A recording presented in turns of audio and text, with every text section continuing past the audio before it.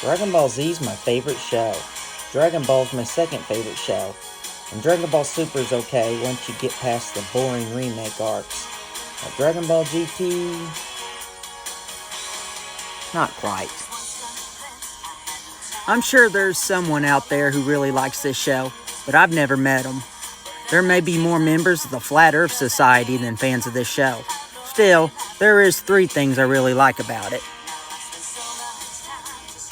One is Pan, the daughter of Gohan and Videl. She's cool and cute, kind of like I imagine Videl would have been as a kid. I just wish she wasn't wasted on a crappy show. The Super Saiyan 4 form that brings back the black hair and tail of the Saiyans is pretty cool too. And the Super Saiyan Gorilla is sweet. Oh yeah, I kind of like the music too. Other than that, well, that's all I got. Oh yeah, Goku's now a kid again. I love him as a kid the first time, but here it's just like a tired gimmick.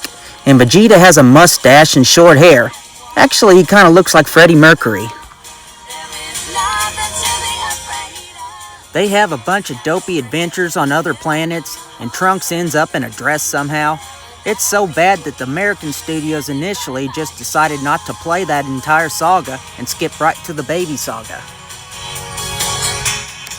The Baby Saga is considered the best saga of the show, which I guess it is, but that's like saying one person's toilet smells better than someone else's toilet. It might be true, but it all smells like crap in the end anyway. And Vegeta turns Super Saiyan 4 like Goku, skipping the Super Saiyan 3 altogether. Not because of new training, but because Bulma makes a machine that turns him into that. Whatever. The Super Android 17 saga actually starts off halfway decent. A doorway is opened between the worlds. Gee, where have I heard that before?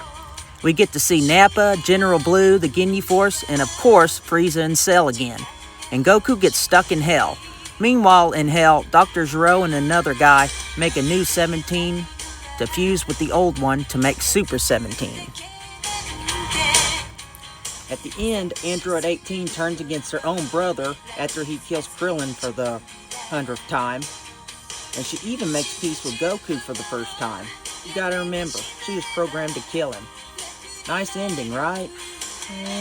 Not quite. Piccolo, who's dead now because the Earth blew up again, and he chose to stay and blow up with it. Okay. Anyway, he comes to Hell to save Goku and gets trapped there forever. Yeah, our beloved Piccolo goes to Hell for all eternity. That's inexcusable. And what would have been just a mediocre saga turns into an awful one. Then finally we got the Shadow Dragon saga. I guess the heroes made too many wishes, so dragons pop out of the balls for some reason? I don't understand.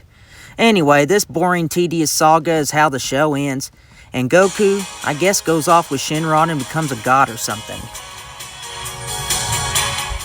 Bottom line, this show is awful. Not as awful as The Force Awakens, but still. You thought it was rude that the franchise began to abandon all the non-Saiyans? Well, guess what? Even Vegeta is for the most part absent here.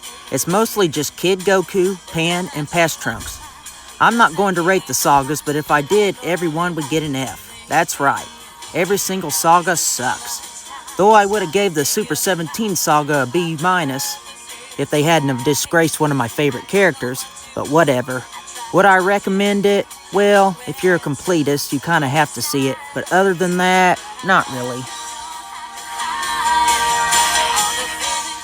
Unless you want to see how bad things would get without Toriyama at the helm. Kind of like how Star Wars sucks without George Lucas. Thanks Shenron that Dragon Ball Super made this non-canon. If you'll excuse me, I'll go and watch Dragon Ball Z for the 1000th time. See you later on the Hillbilly Review channel.